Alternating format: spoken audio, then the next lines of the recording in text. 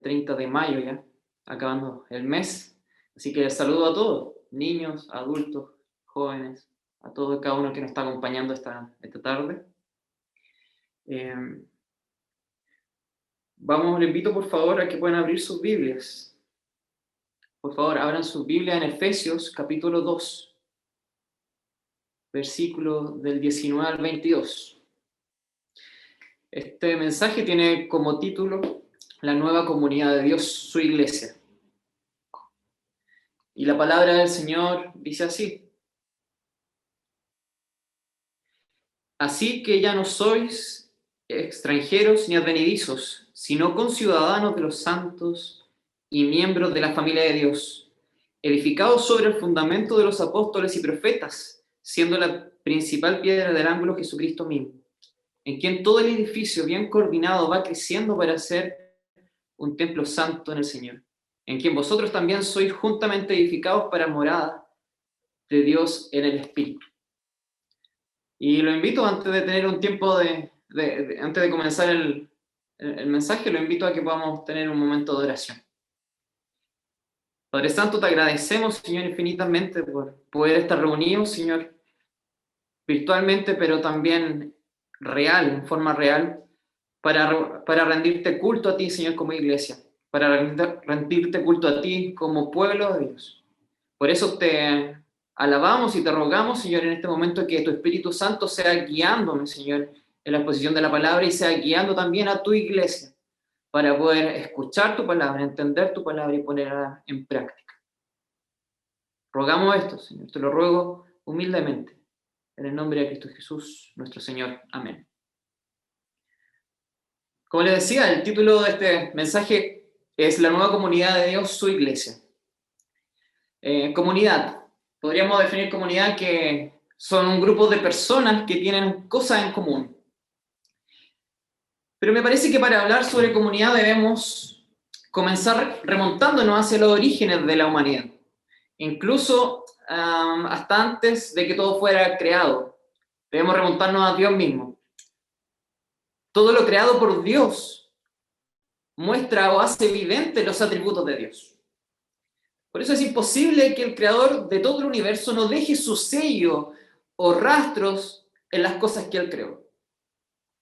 Como un pintor que dibuja o plasma su dibujo en un lienzo y se hace reconocible y todas las personas ya lo reconocen a ese pintor por su estilo, los colores que utiliza.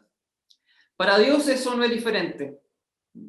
Dios, cuando creó todo, hizo evidente no solo su poder y su soberanía, sino que también su carácter y su naturaleza. Por eso debemos tener claro esto, hermanos, que la comunidad no existe gracias a la creación de la humanidad, sino que la comunidad se hace evidente en el mundo porque Dios existe eternamente en comunidad. El Padre, el Hijo y el Espíritu Santo, esta Trinidad vive eternamente en comunidad, se relacionan uno al otro, uno con el otro, se aman el uno al otro, y cada uno va asumiendo un rol en esta comunidad, que es la Trinidad. Por eso la comunidad no es algo que Dios conoce secundariamente, sino que Dios es un Dios comunitario. Todos sabemos, hermanos, que todo fue creado bueno, santo. Así lo dice Génesis, y vio Dios todo lo que había hecho y todo ello era bueno en gran manera. Y luego les pone un mandato. ¿Qué les dice? Fructificad y multiplicaos, llenad la tierra. Así que vivir en comunidad es una bendición dada por Dios desde la creación. Pero la desobediencia del hombre hizo algo, que todo se viera afectado por el pecado, teniendo como consecuencia la muerte espiritual y física. Y esto sí, hermanos, sí, dañó el pecado, incluso nuestras emociones y nuestras relaciones. Tornando lo que era comunitario, en esa época, desde la creación de Adán y Eva, lo comunitario era normal y fluido, pero el pecado hizo que esta comunidad se viera afectada por nuestras emociones, por nuestras relaciones, y la comunidad empezó a verse afectada por causa del pecado. Pero hay una buena noticia. Dios no deja de relacionarse con su pueblo. Desde Adán que viene anunciando que habrá redención, que habrá liberación del pecado. Esto solo podría ser posible, no por nuestro esfuerzo, hermanos, de llegar a ser el mejor amigo o el mejor compañero, sino que Cristo vendría a traer salvación y reconciliación con Dios por medio de su sacrificio en la cruz. Por lo tanto, su sacrificio es lo que hace posible esta nueva comunidad que es su iglesia. El autor de la carta a los Efesios es Pablo. Esta carta la escribe estando en una cárcel domiciliaria o alquilada, una casa alquilada en Roma. Se cree que aproximadamente 60 años después de Cristo. Y en los versículos del 11 al 18, vemos que el sacrificio de Cristo, en el mismo libro de Efesios, en el capítulo 2, del 11 al 18, vemos que Cristo hace posible que podamos acercarnos a Dios, creando esta nueva comunidad, trayendo paz y reconciliación. Lo que nos abre las puertas para adorar en comunidad o como esta nueva comunidad redimida, motivados y guiados por el Espíritu Santo. Ahora llegamos a la gran conclusión del capítulo 2, del versículo del 19 al 22. Y aquí Pablo nos describe al menos 3 características importantísimas de esta nueva comunidad que es la iglesia. La primera es que fue creada por Dios. La palabra del Señor dice así que ya no sois extranjeros ni advenedizos, sino conciudadanos de los santos y miembros de la familia de Dios. El ya no sois viene a expresar un estado en el cual las personas estaban antes, pero que gracias al sacrificio de Cristo, su muerte y resurrección, y a la fe que nos es dada por gracia, no volveremos a estar nunca más. Pero ya no serán ¿qué? Esa expresión de advenedizos y extranjeros es el contraste de lo que Pablo dijo en el versículo 12, a los gentiles. En aquel tiempo, dijo Pablo, en el versículo 12, estabais sin Cristo, alejados de la ciudadanía de Israel y ajenos a los pactos de la promesa, sin esperanza y sin Dios en el mundo. Debemos recordar que la iglesia de Éfeso estaba compuesta por cristianos, pero que eran judíos, y también cristianos que eran gentiles. Y existía una rivalidad y una falta de aceptación entre ellos. Es decir, también una falta de aceptación hacia los gentiles por parte de los judíos. Por tanto, Pablo apunta a que los gentiles que eran incircuncisos, que no eran judíos, y que vivían ajenos a todas las promesas de Dios, pero también explica algo el apóstol, y va mostrando y muestra que rompe con esta clasificación de judío y gentil, y dice que ya no hay diferencia entre ambos pueblos, ya que no es una cuestión racial, sino es un tema espiritual en Cristo. Y dice que todos estaban perdidos y alejados de Dios. Pero ahora Cristo murió por los pecados de ambos, tanto de judíos como de gentiles, de toda persona que crea en Él. Él murió por sus pecados. Y de esa forma crea una nueva comunidad sin distinción racial. Así que nosotros, hermanos, como cristianos hoy debemos entender que ya no somos desconocidos ni extraños. Y no debemos ser israelitas para ser salvos, sino que al recibir la fe en Cristo y al creer en Él, somos hechos ciudadanos del pueblo de Dios. Y es a causa de esa verdad que podemos comenzar a recibir libremente los beneficios y los derechos de ser hijos de Dios.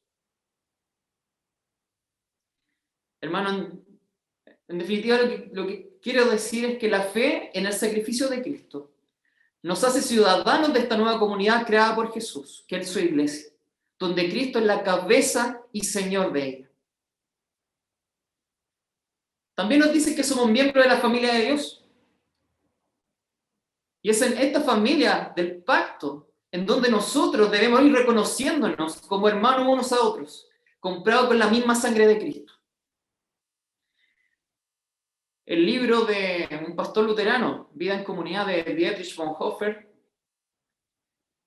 no quiero pronunciarlo en alemán para que ustedes lo entiendan así como más o menos traducido, Bonhoeffer, dice lo siguiente: yo soy hermano de mi prójimo gracias a lo que Jesucristo hizo por mí. Mi prójimo se ha convertido en mi hermano gracias a lo que Jesucristo hizo por él. Y esto me recuerda inmediatamente cuando leí esto al réclame del manjar Colún, de los dos niñitos que están ahí discutiendo, ¿se acuerdan? un niñito, ya le cuento la historia ahí para que Pastor Cha también cache la historia. Habían dos niñitos dando vueltas y jugando en una sala, y un niñito le dice a otro, mi mamá me quiere todo esto, ¿cierto? Después otro dice, el otro niño, mi mamá quiere todo esto, la luna y el sol. Y el otro niño dice, mi mamá me da panqueque con manjar culún, me da torta con manjar culún. Y otro dice, y a mí me da algo que nunca entendí, eso con manjar culún.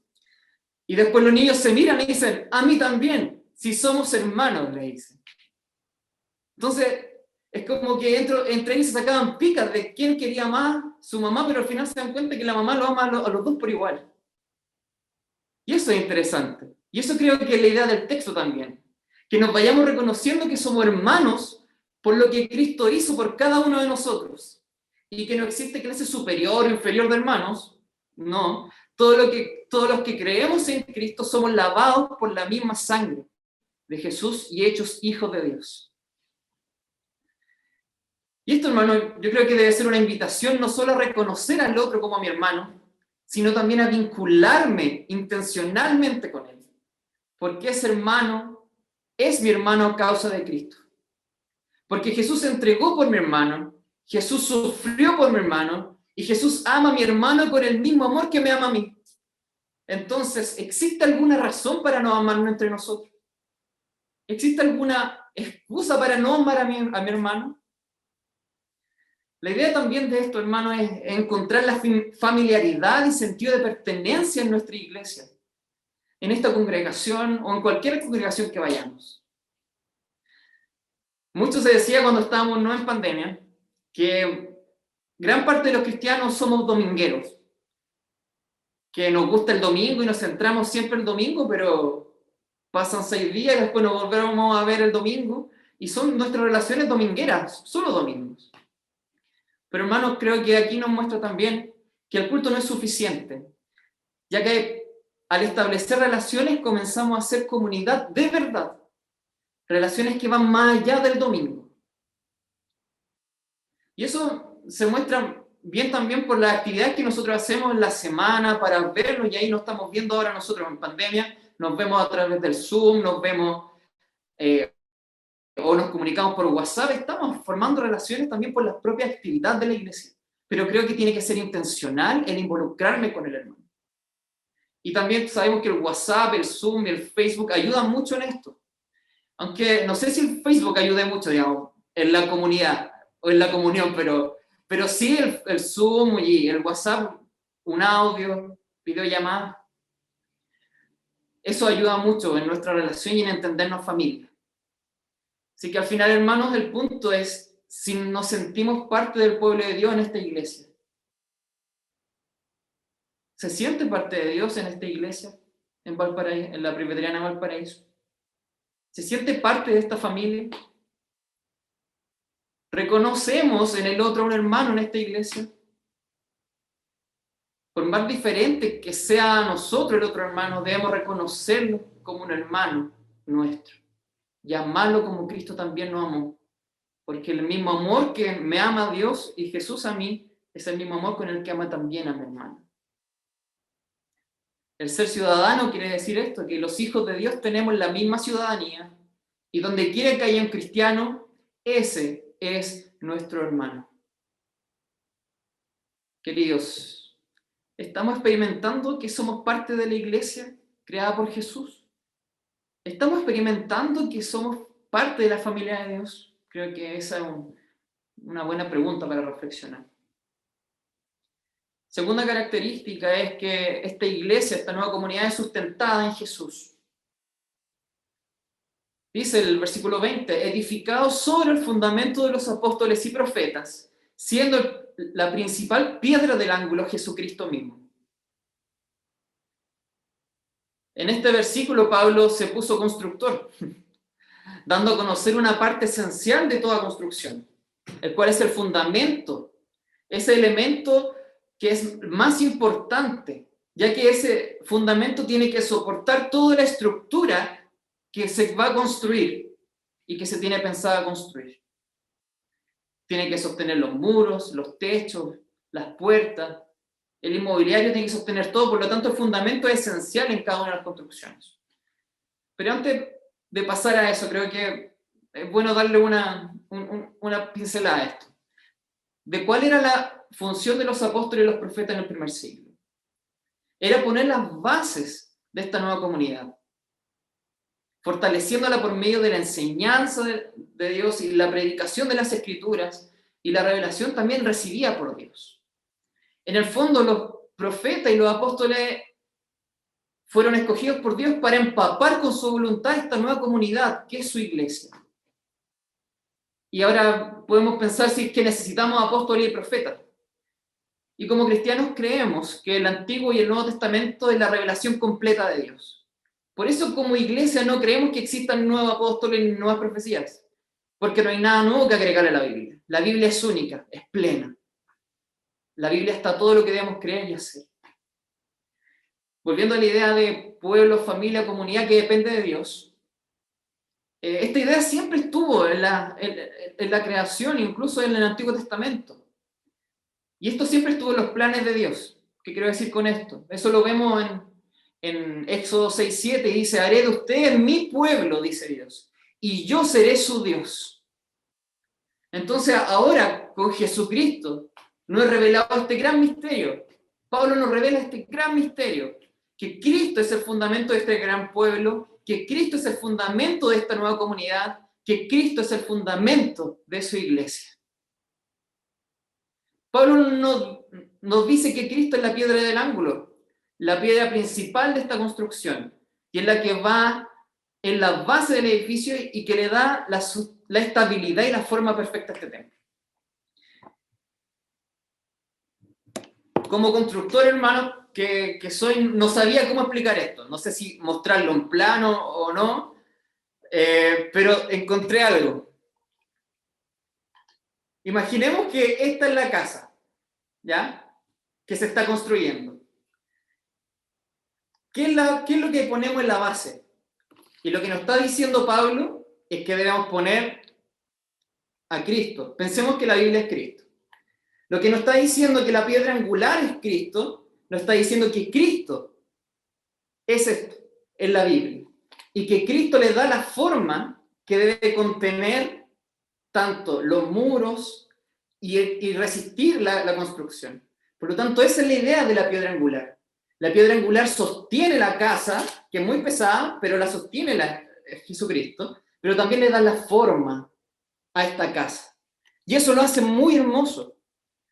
¿Por qué? Porque en esa construcción, y Jesucristo es la piedra principal puesta en la base, que le da lo que, y la construye de acuerdo a lo que Dios y Cristo mismo quiere construirla, y pone como base las Escrituras.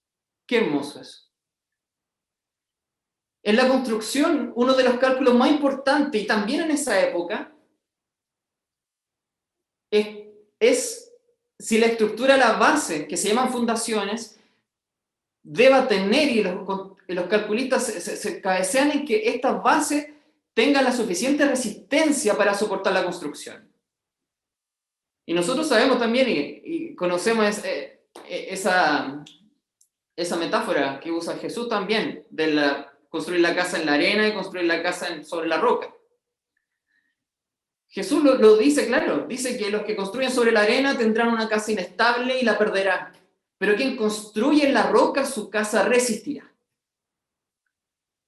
La idea de que la piedra principal, que es Cristo, no solo es para sostener la casa y darnos seguridad, sino también es algo importante.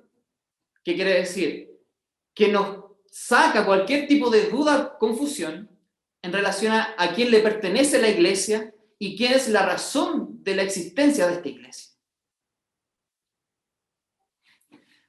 Por el sacrificio de Cristo, su muerte, resurrección y ascensión, Cristo vino a ser el fundamento de la iglesia y es quien reúne a todos los hijos de Dios. Samuel Pérez Millos dice también, comentando este texto: la iglesia se presenta como fundada por Cristo, orientada en Cristo, como habíamos dicho, piedra angular, y coronada por Cristo. Por lo tanto, Cristo es todo en la iglesia. Le da razón de existir, le da el significado a la iglesia. Cristo compró su iglesia con su sangre. Y en su amor, Él nos dice que la mantendrá unida y segura por la eternidad. Ahora me pregunto, hermanos, ¿podemos tener una seguridad más grande que esta? ¿Podemos tener nuestra fe depositada en la construcción de esta casa, de este templo, de este edificio? ¿Tendrá otro lugar donde construirse que no sea en Cristo mismo, quien Él creó esta iglesia? No hay otro lugar más seguro, hermanos. Él la sustenta, Él la sostiene y Él la nutre con su poder. Construyamos entonces la iglesia y dependamos de que Cristo es el fundamento de esta iglesia, de nuestra iglesia, de la iglesia que somos parte. Es el fundamento de esta comunidad. Y esto también es una, así como pongan ojo, advertencia. No existe verdadera iglesia sin Cristo y sin Biblia. No existe verdadera iglesia sin Cristo y sin Biblia. Por tanto, no solo debemos entendernos como parte de la familia de Dios, sino también debemos entender que Cristo es el fundamento de esta iglesia, de su iglesia, y que Cristo sostiene a esta iglesia. Y como tercera característica, la nueva comunidad de Dios, su iglesia, está siendo construida por Jesús. Versículos 21 y 22 dice: en quien todo el edificio bien coordinado va creciendo para ser un templo santo en el Señor, en quien vosotros también sois juntamente edificados para morada de Dios en el Espíritu. Ya en el versículo anterior vimos que Jesús es la piedra principal, ¿cierto? La piedra principal de esta construcción. Y en este versículo vemos que este edificio va creciendo coordinadamente y junto a todos los que son parte de la iglesia para que el Espíritu habite en ella. Así que le está diciendo Pablo a los judíos y gentiles, y nos dice a nosotros que todos los hijos de Dios somos utilizados juntamente para construir este edificio, este templo de Dios. Y podemos entender también y sacar una lección de que Dios no tiene problema con la nacionalidad o origen de las personas. A diferencia de nosotros, los chilenos, creo yo. ¿Y por qué digo esto? Lo digo muy personalmente. Creo que me parece que los chilenos, primeramente, estamos viviendo una inmigración de personas de distintas nacionalidades y que nuestras iglesias se están viendo ricamente también bendecidas por ellas. Y también como iglesia estamos siendo desafiados. Pero nuestro país no aporta mucho en el juntamente edificados. Creo que la cultura chilena tiene un instinto de superioridad pecaminoso, de mirar raro o con ojos extraños al que es distinto a mí. Así como que si existiera un tipo puro de chileno, único, perfecto. Yo me pregunté cuando pensaba en este texto y también lo que nos enseñaba Pablo, el Señor también en su escritura, el tema si como iglesia no hemos mimetizado en algo con la cultura de discriminación. No hemos mimetizado en algo, en mirar distinto, o en quizás mirar con indiferencia al que es distinto a nosotros, pensando que existe un chileno típico, digamos, un chileno tipo.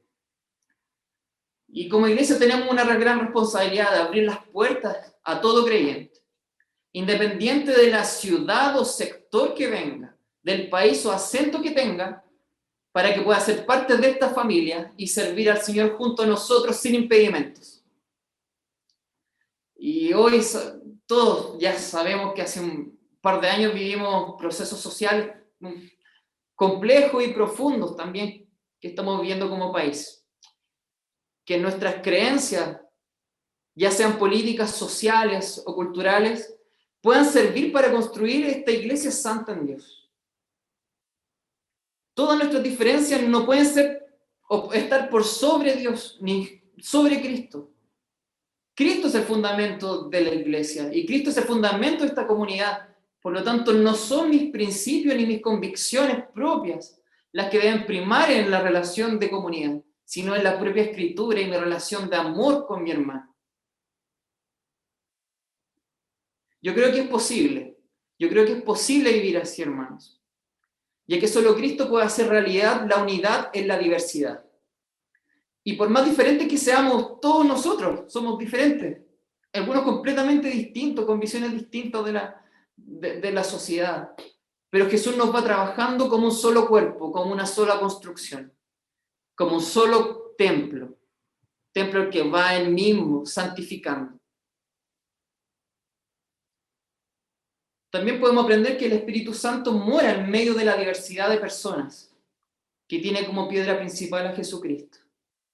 Y en esa diversidad también nosotros vamos siendo santificados por el propio Espíritu Santo. Así que el estar unido a Jesús es vital. Como estamos viendo, sin Jesús ya no hay iglesia. Por eso estar unido a Jesús es vital. Porque cada uno de nosotros somos una piedra que va siendo moldeada, esculpida, trabajada por Dios para formar su templo, su propia comunidad, su iglesia. Y aquí vamos siendo puestos donde Dios quiere, no donde nosotros queramos. A veces queremos tener una forma piadosa de ver la vida, eso da lo mismo. Dios nos va a poner donde Él quiere. Queremos tener una perfecta visión de ver la iglesia, a veces. Nos dice, da lo mismo, Dios nos va a poner donde Él quiere. Por eso también la invitación ahora es, y lo que yo veo también que nos dice el Señor, es que no estorbemos la construcción de Dios. No estorbemos la construcción de Jesús. Devolvámosle los planos y el casco blanco al Señor y dejemos que Él dirija su obra. Y que nosotros no hagamos parte activa de ese proyecto de Dios que tiene en la tierra a través de su iglesia. Y el Espíritu está morando en medio de su iglesia. ¿Qué quiere decir esto? Que si está el Espíritu ya estamos siendo capacitados para encarnar el carácter de Cristo. Por eso, para que seamos edificados en santidad, tiene que ser por medio de ciudadanos que vivimos y experimentamos las diferentes características del fruto del Espíritu. Y esos frutos del Espíritu y esas características debemos vivirlas en cada área de nuestras vidas. Yo creo que esa es la verdadera iglesia.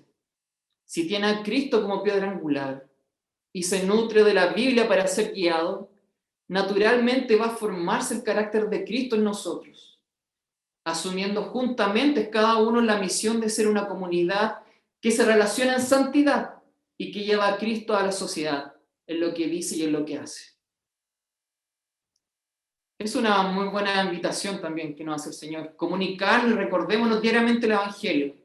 Vinculémonos y que el Espíritu Santo nos siga permitiendo trabajar juntos para gloria de Dios.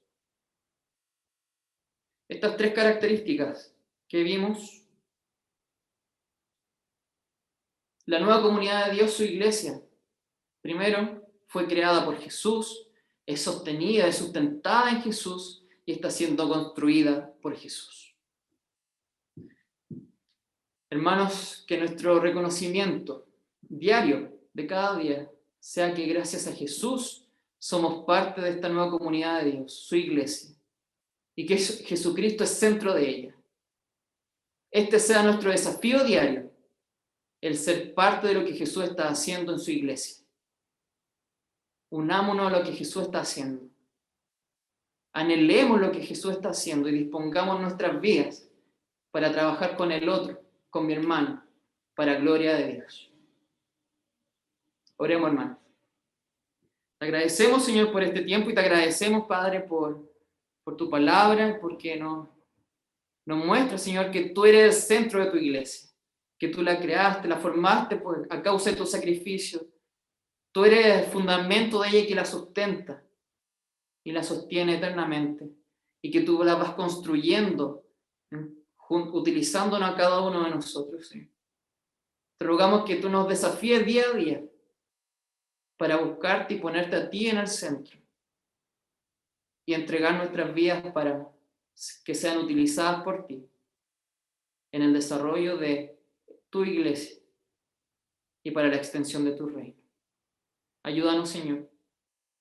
Te lo suplicamos y te agradecemos todo esto, humildemente, en el nombre de Cristo Jesús, nuestro único Señor y Salvador. Amén.